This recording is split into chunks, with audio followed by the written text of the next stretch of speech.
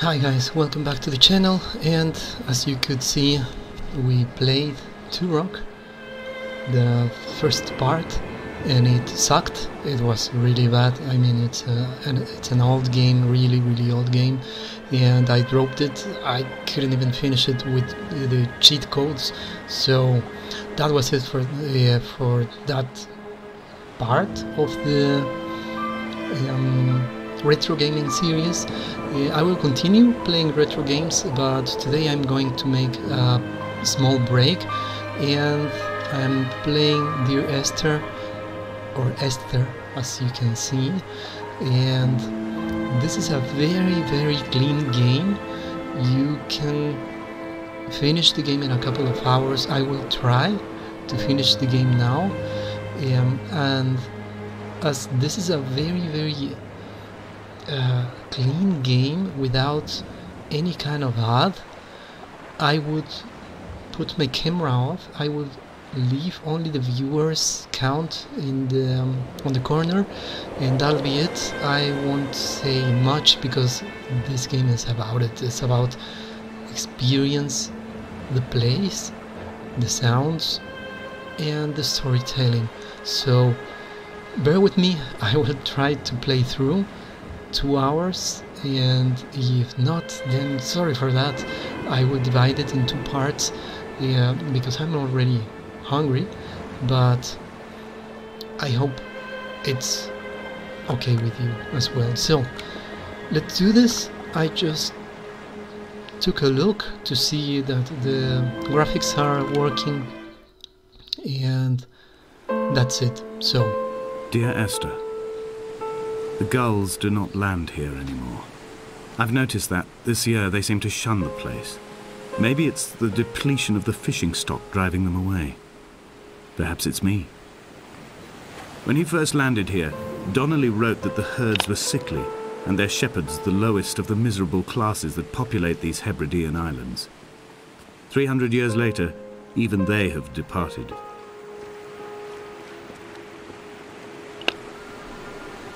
So guys, enjoy.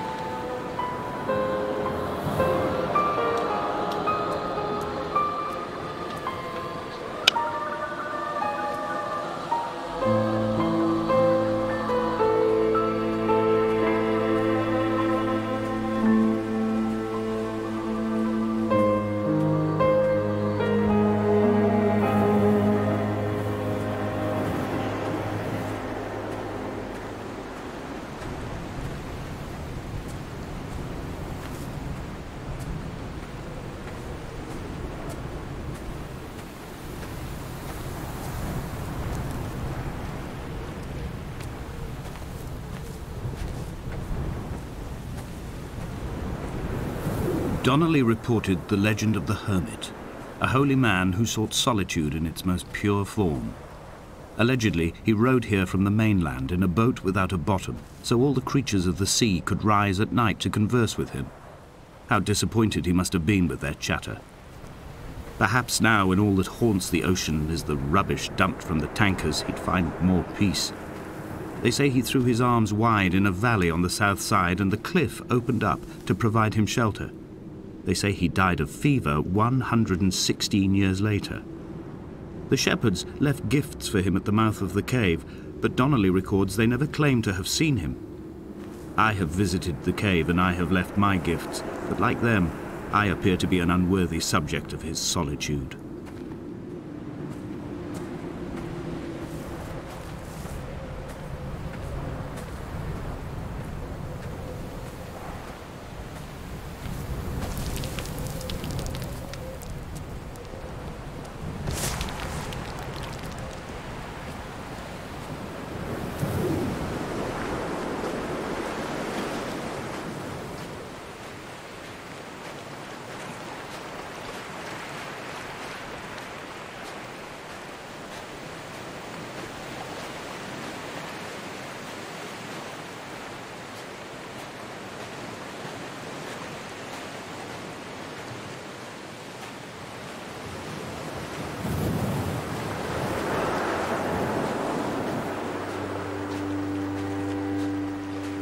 At night, you can see the lights sometimes from a passing tanker or trawler.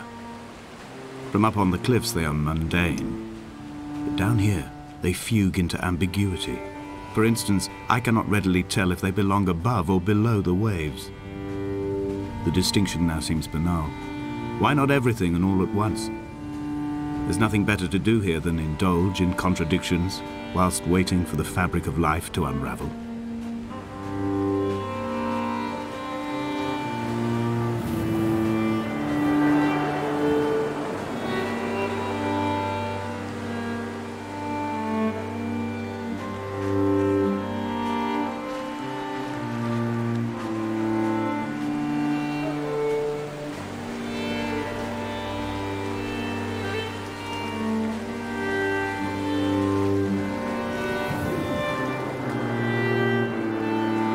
Dear Esther, I found myself to be as featureless as this ocean, as shallow and unoccupied as this bay, a listless wreck without identification.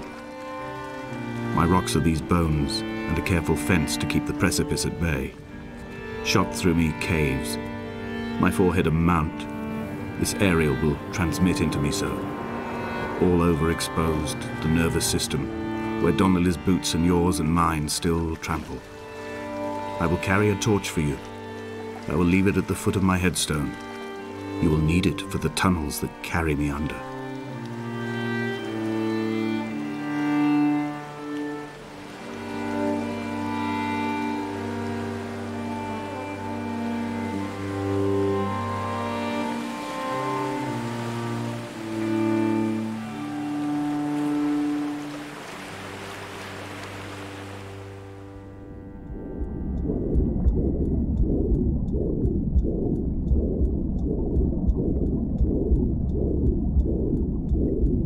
Come back.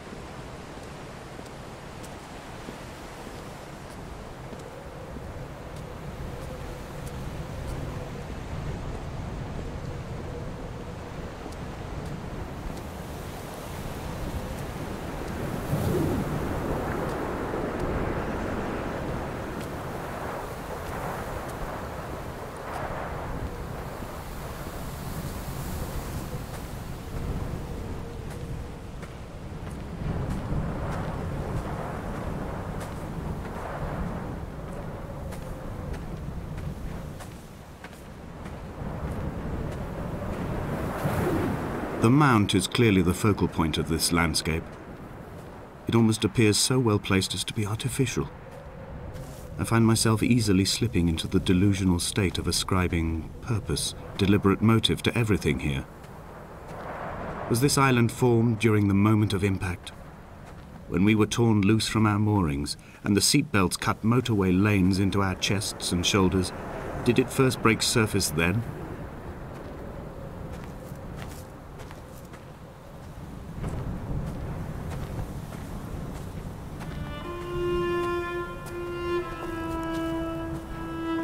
When someone had died or was dying, or was so ill they gave up what little hope they could sacrifice, they cut parallel lines into the cliff, exposing the white chalk beneath.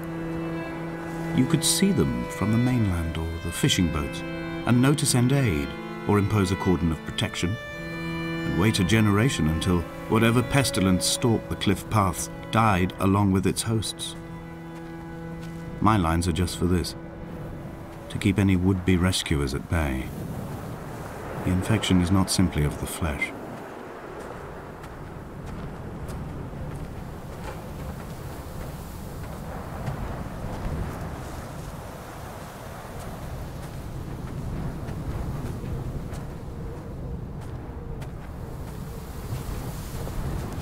They were God-fearing people, those shepherds. There was no love in the relationship. Donnelly tells me that they had one Bible that was passed around in strict rotation. It was stolen by a visiting monk in 1776, 2 years before the island was abandoned altogether. In the interim, I wonder, did they assign chapter and verse to the stones and grasses, marking the geography with a superimposed significance that they could actually walk the Bible and inhabit its contradictions?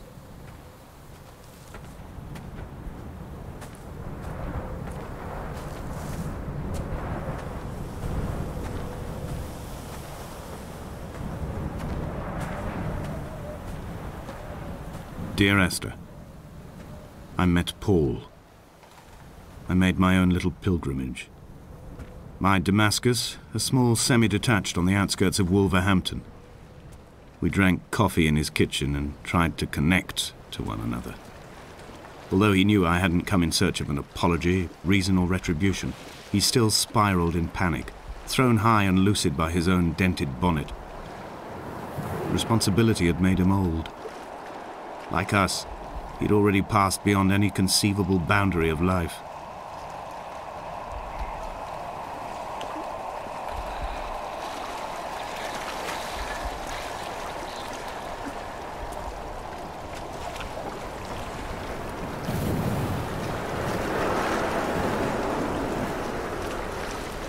This hermit, this seer, this distant historian of bones and old bread, where did he vanish to?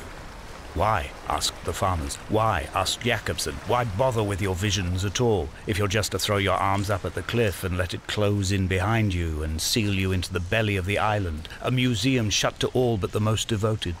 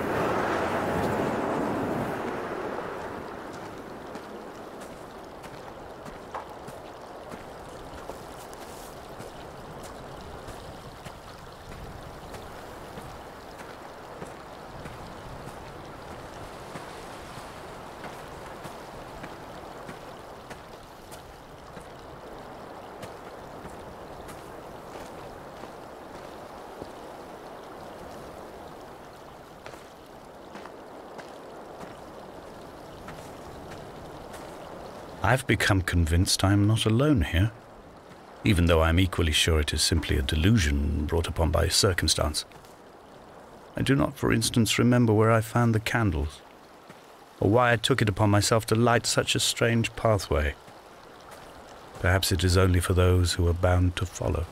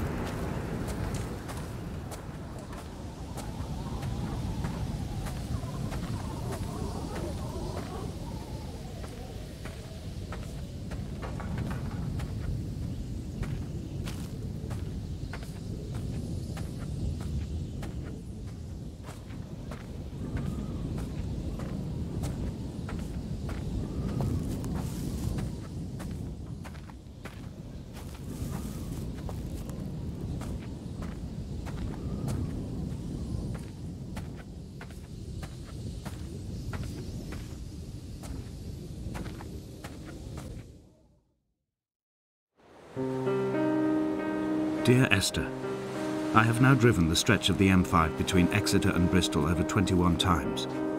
But although I have all the reports and all the witnesses and have cross-referenced them within a millimetre using my Ordnance Survey maps, I simply cannot find the location. You'd think there would be marks to serve as some evidence. It's somewhere between the turn-off for Sandford and the welcome brake services. But although I can always see it in my rear-view mirror, I have as yet been unable to pull ashore.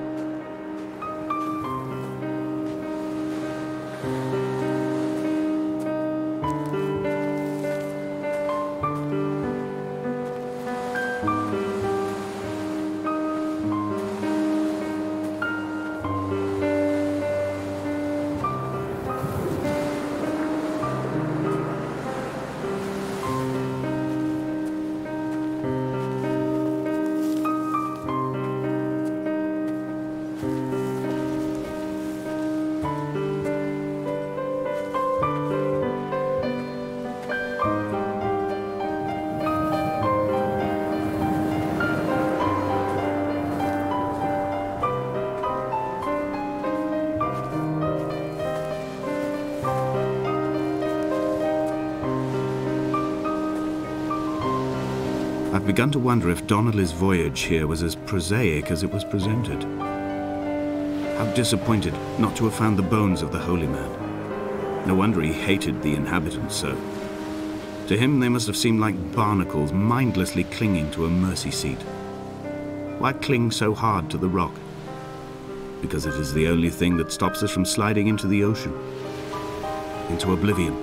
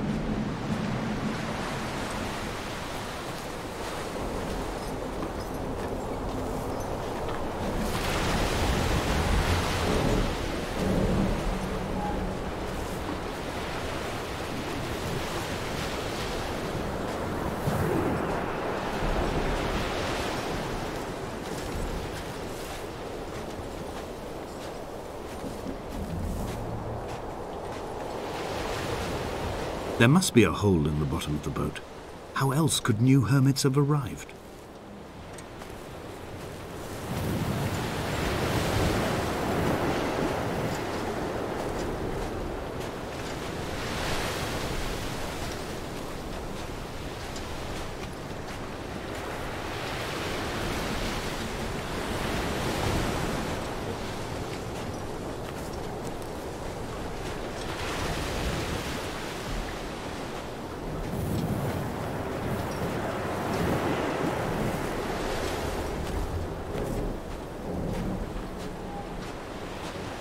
I had kidney stones and you visited me in the hospital. After the operation, when I was still half submerged in anesthetic, your outline and your speech both blurred. Now my stones have grown into an island and made their escape, and you have been rendered opaque by the car of a drunk.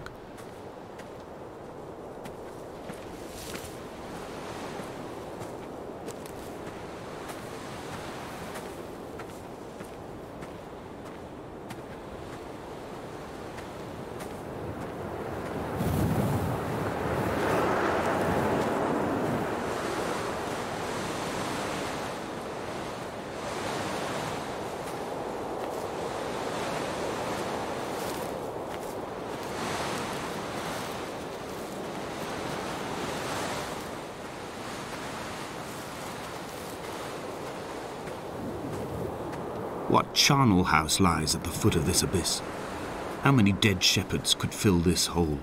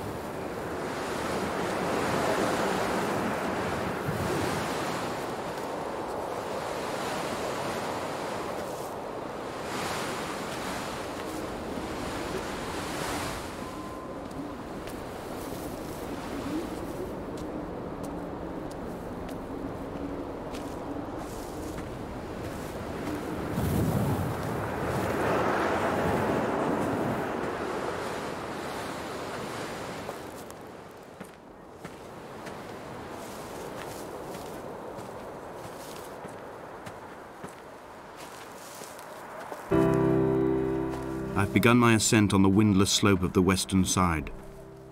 The setting sun was an inflamed eye squeezing shut against the light shone in by the doctors. My neck is aching through constantly craning my head up to track the light of the aerial. I must look downwards, follow the path under the island to a new beginning.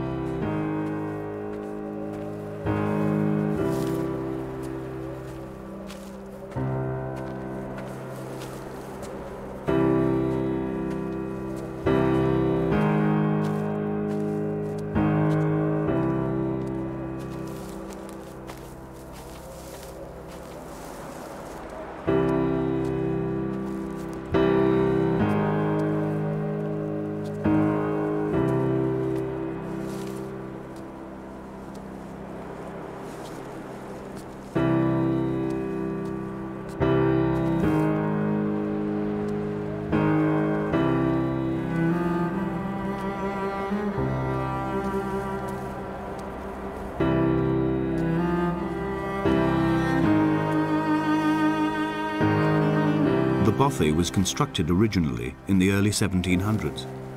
By then, shepherding had formalized into a career. The first habitual shepherd was a man called Jakobsen, from a lineage of migratory Scandinavians.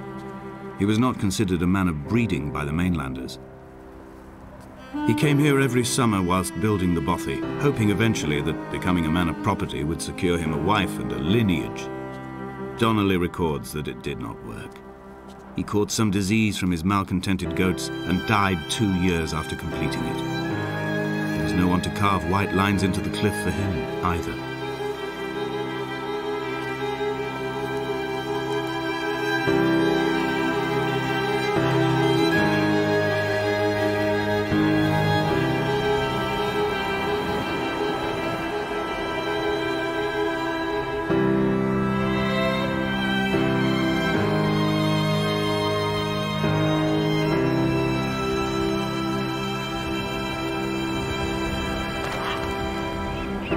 inventory. A trestle table we spread wallpaper on in our first home. A folding chair. I laughed at you for bringing camping in the lakes.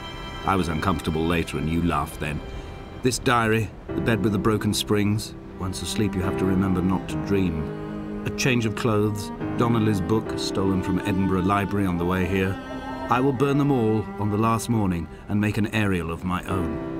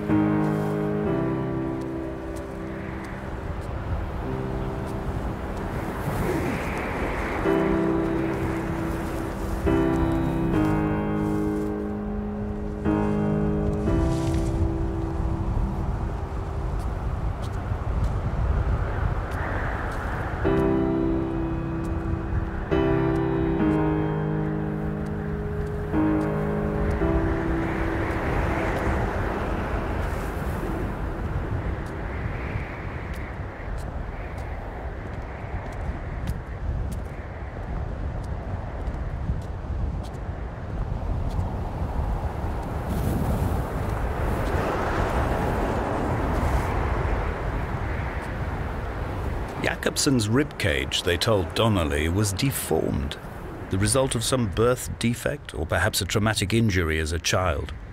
Brittle and overblown it was, and desperately light. Perhaps it was this that finally did for him, unable to contain the shattering of his heart. In half-light, his skeleton a discarded prop, a false and calcified seabird.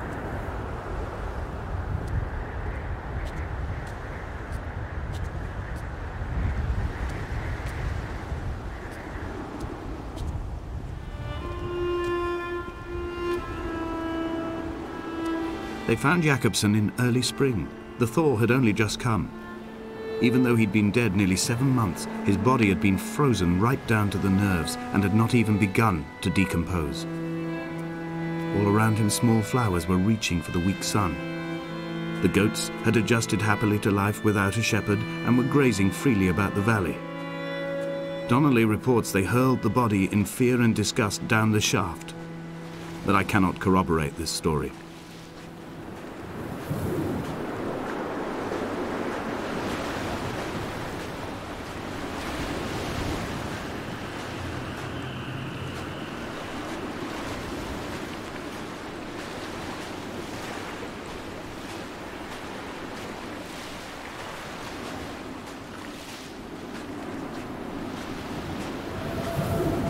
Climbing down to the caves, I slipped and fell and have injured my leg. I think the femur is broken. It is clearly infected. The skin has turned a bright, tight pink, and the pain is crashing in on waves, winter tides against my shoreline, drowning out the ache of my stones. I struggled back to the bothy to rest, but it has become clear that there is only one way this is likely to end. The medical supplies I looted from the trawler have suddenly found their purpose. They will keep me lucid for my final ascent.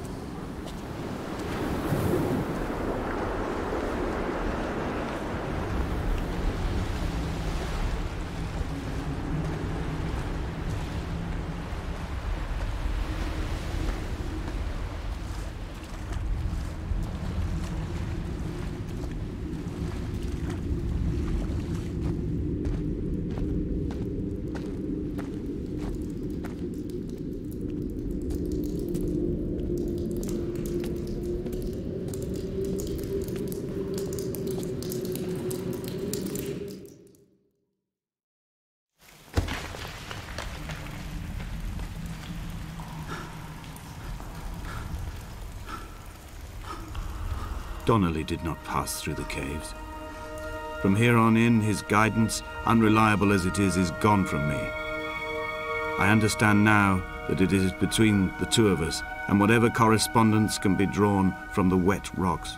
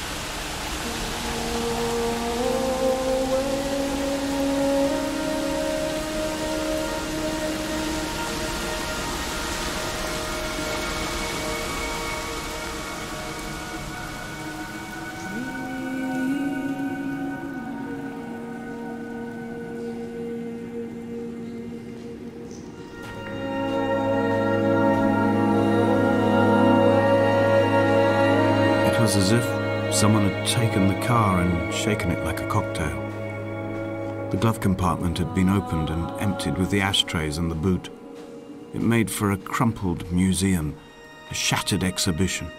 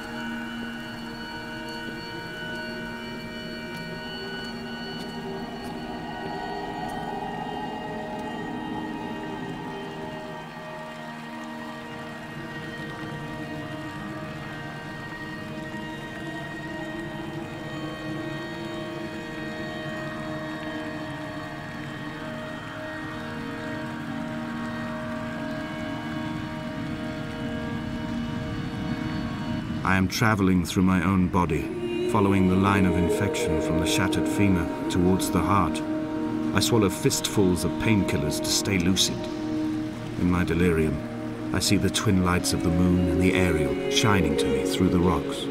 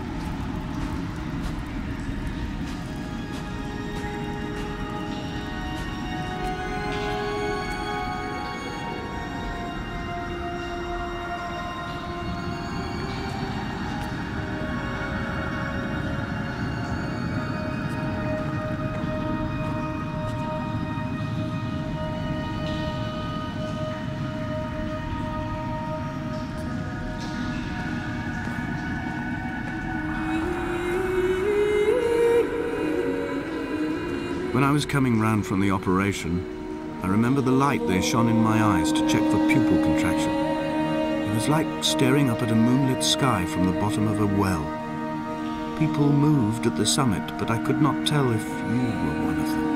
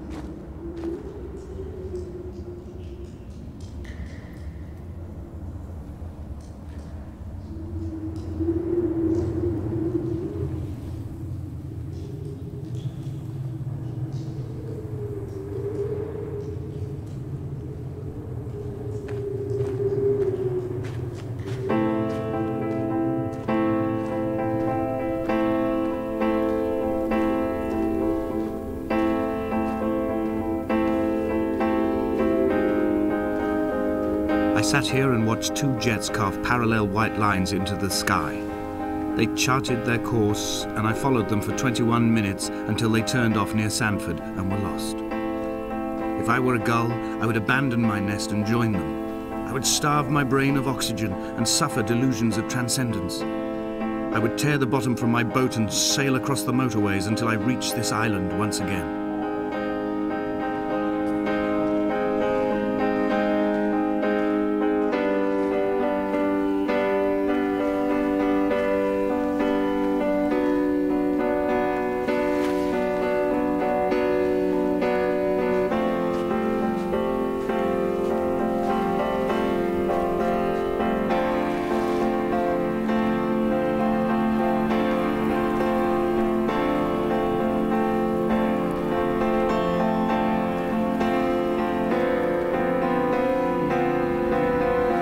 We shall begin to assemble our own version of the North Shore. We will scrawl in dead languages and electrical diagrams and hide them away for future theologians to muse and mumble over. We will send a letter to Esther Donnelly and demand her answer. We will mix the paint with ashes and tarmac and the glow from our infections. We will paint a moon over the Sanford Junction and blue lights falling like stars along the hard shoulder.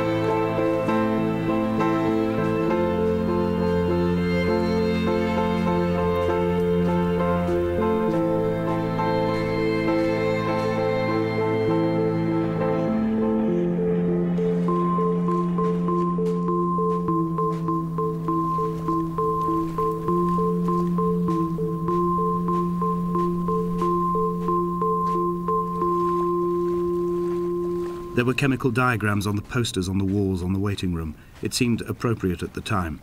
Still life abstractions of the processes which had already begun to break down your nerves and your muscles in the next room. I crammed diazepam as I once crammed for chemistry examinations. I am revising my options for a long and happy life.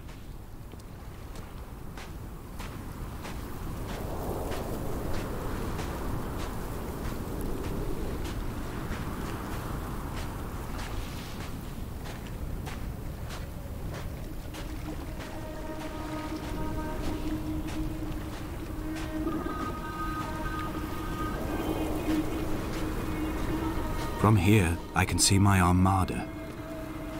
I collected all the letters I'd ever meant to send to you, if I'd have ever made it to the mainland, but had instead collected at the bottom of my rucksack, and I spread them out along the lost beach.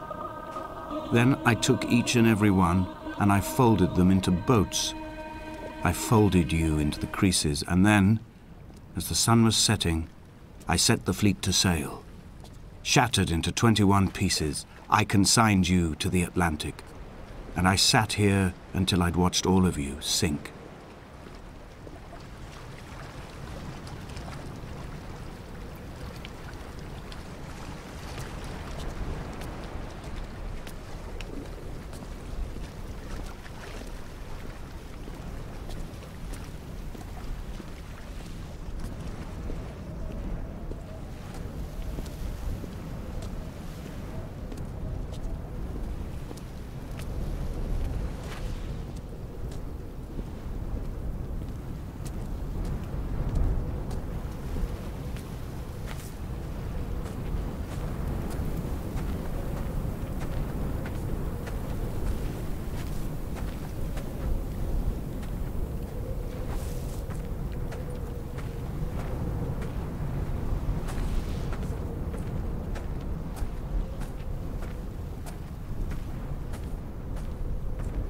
A sound of torn metal, teeth running over the edge of the rocks, a moon that casts a signal. As I lay pinned beside you, the ticking of the cooling engine, and the calling from a great height, all my mind as a bypass.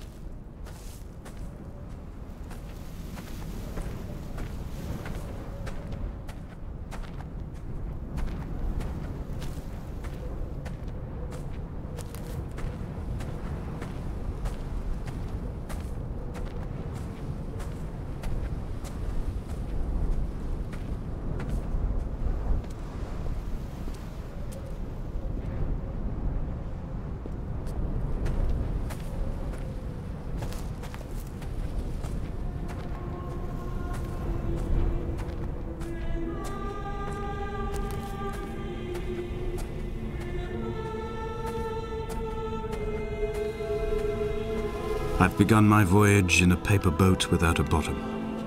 I will fly to the moon in it. I've been folded along a crease in time, a weakness in the sheet of life. Now you've settled on the opposite side of the paper to me. I can see your traces in the ink that soaks through the fiber, the pulped vegetation. When we become waterlogged and the cage disintegrates, we will intermingle. When this paper aeroplane leaves the cliff edge and carves parallel vapor trails in the dark, we will come together.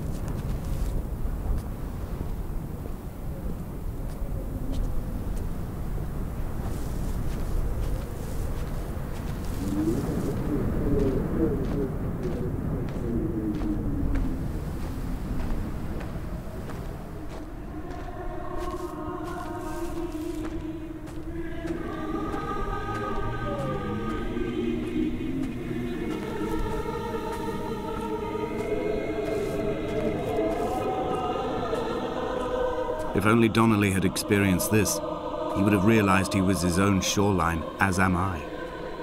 Just as I am becoming this island, so he became his syphilis, retreating into the burning synapses, the stones, the infection.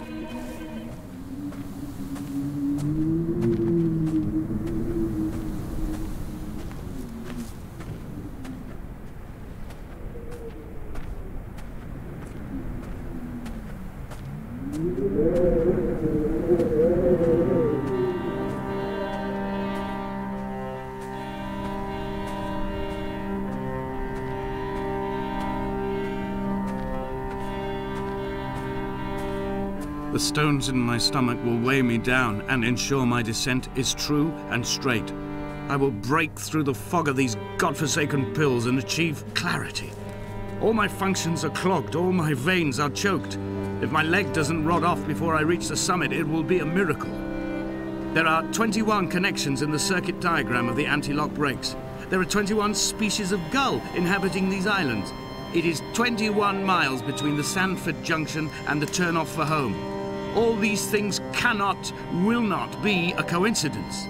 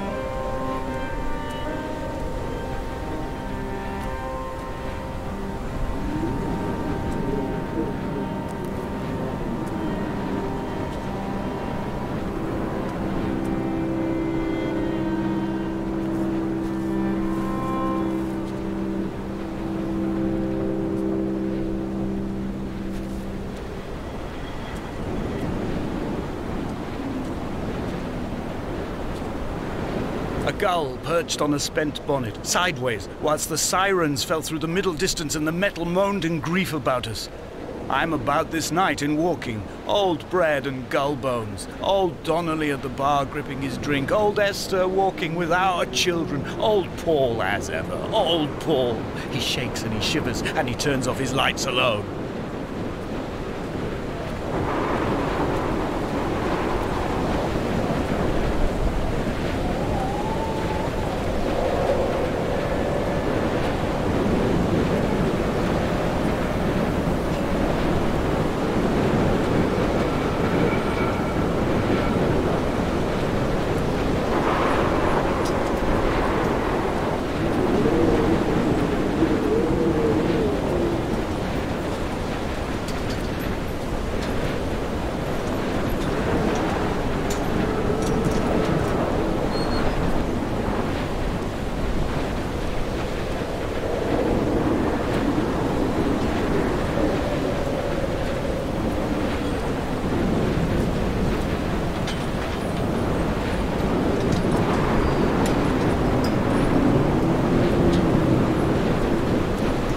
I am the Ariel. In my passing, I will send news to each and every star.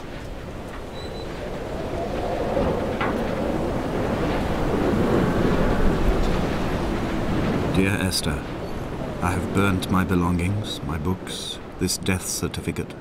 Mine will be written all across this island. Who was Jakobsen? Who remembers him? Donnelly has written of him, but who was Donnelly? Who remembers him? I have painted, carved, hewn, scored into this space all that I could draw from him. There will be another to these shores to remember me. I will rise from the ocean like an island without bottom, come together like a stone, become an Ariel, a beacon that they will not forget you. We have always been drawn here. One day the gulls will return and nest in our bones and our history. I will look to my left and see Esther Donnelly flying beside me. I will look to my right and see Paul Jakobsen flying beside me. They will leave white lines carved into the air to reach the mainland, where help will be sent.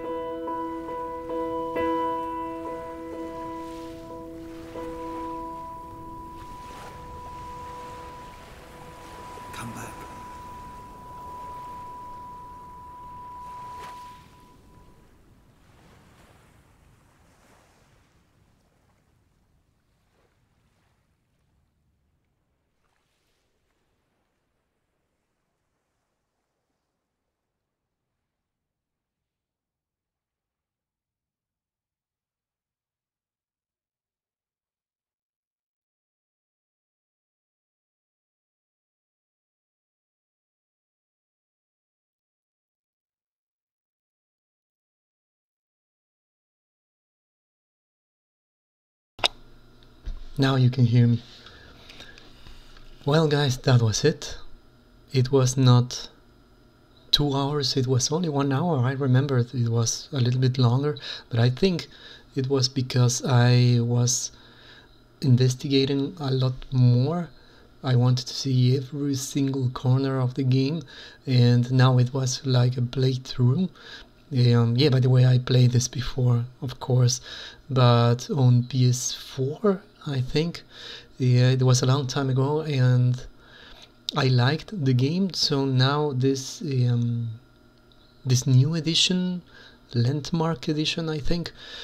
I wanted to try this on, so I did, and it's good. I mean, from time to time you can almost feel the wind. It's this is art. I don't know, maybe you think, what the hell was that? But to me, this is art. This is where people get to express themselves, and this is another way of telling a story. It's really, really wonderful. So unfortunately, it's not everyone's taste. So as you could see, maybe, I hope you came back. If you see the counter, it's only 1. So 1 is better than 0, so it's good. And I lost a couple of viewers because of Turok, and I can totally understand. It sucked, but anyway, you have million options out there, so it's good. And this is it. Tomorrow I will continue Landmark Edition. I will not continue, I will start a new game. I've been waiting for that game a long time now, and finally it's out. So tomorrow, stay around, stick around, and I will see you tomorrow. Bye bye.